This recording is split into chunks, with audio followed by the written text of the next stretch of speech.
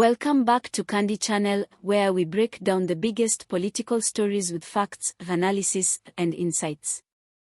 Today we are diving deep into a bombshell revelation, former Deputy Rigathi Gachagua's explosive interview on KTN, where he exposed President William Ruto's secret business dealings with Sudan's Rapid Support Forces, RSF, leader, Mohamed Hamdan Dagalo, aka Hemedti. Reports indicate that Ruto hosted Hemedti at State House, Nairobi, to discuss lucrative business deals. But behind the scenes, sources suggest that this partnership is fueling a dangerous underground operation, smuggling Sudanese gold through Jomo Kenyatta International Airport, JKIA, and transporting it to Dubai. What does this mean for Kenya's international reputation? Could this alleged gold smuggling ring be linked to the ongoing crisis in Sudan? And why is Gachagua speaking out now?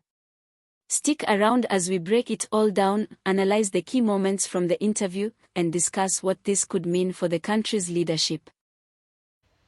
Allow rebels who have been slapped with international sanctions because of the genocide to meet in government facilities in Nairobi. You have heard Sudan now is threatening to stop our tea going to Sudan. And what is happening is that the president has put his personal and commercial interests ahead of the country's interests. That's the problem that they have. They are doing business with the RSF chief of gold that is being gotten from that area, brought to Nairobi and taken to Dubai. And you can substantiate Yes, this? I can. I have one time. And, diplomatically, the president cannot invite Hemedti here because he was vice president. And he asked me to invite him on his behalf. And he called me and said, sign this letter, invite Hemedti here because I want to have a discussion. When was this? Sometime 2023. Okay. And I did invite Hemedti and welcomed him and delivered him to the president. There was nothing about Kenya. They were just discussing business, about gold, about such other things. You were in that meeting? No, I introduced him and then I was told to leave Then because it had nothing to do with Kenya. How do you know this then? No, I'm saying if it had anything to do with Kenya, I would have sat through the meeting. But I'm the one who, after they were through, I'm the one who took him to the airport and I inquired and they are doing business. So it is putting Kenya in very bad light. Very, very bad light. And President William Ruto must accept that he will not be president forever. He cannot destroy this country and the way we are perceived by other nations. He must be a nationalist. He must rise above personal and commercial interests and put the country first. That group has been flagged by the international community and sanctions have been slapped against them for genocide and killing of children. But again, thinking about it, there's a saying that birds of the same feather flock together. They are killing children in Sudan. We are killing children here. So again, there's convergence. I think birds of the same feather flock together. But we are looking very bad. DRC, we have handled it very badly. And in fact, I am told many African presidents are unwilling to get involved in peace initiatives led by President William Ruto because he is conflicted in terms of personal and commercial interests that he has put above national interests. Here is a breakdown of what this could mean for Kenya and its leadership. The allegations of President William Ruto's involvement in business dealings with RSF leader Hemedti, particularly in gold smuggling, raise serious political, economic, and diplomatic concerns for Kenya. Here's what this could mean for the country and its leadership. 1. Diplomatic fallout and strained international relations. If these allegations hold any truth, Kenya risks severe diplomatic consequences, especially with the United States and Western nations. The RSF has been accused of human rights violations in Sudan, and any links to the militia could put Kenya under international scrutiny. The US and its allies might impose sanctions or reassess diplomatic relations. Sudan's transitional government, Kenya has positioned itself as a regional peace broker in Sudan's conflict. However, if it's revealed that Kenyan leadership is profiting from the war economy, Sudan's government and regional allies might see Kenya as an enabler of instability rather than a peace facilitator.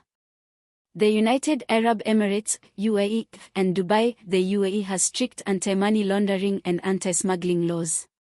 If Kenyan officials are involved in illicit gold trading, it could strain trade ties and diplomatic relations with Dubai, a major financial hub for East Africa.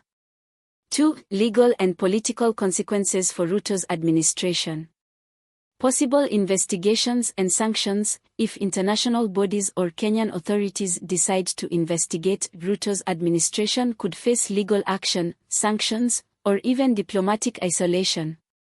The international community takes gold smuggling and illicit financial flows seriously.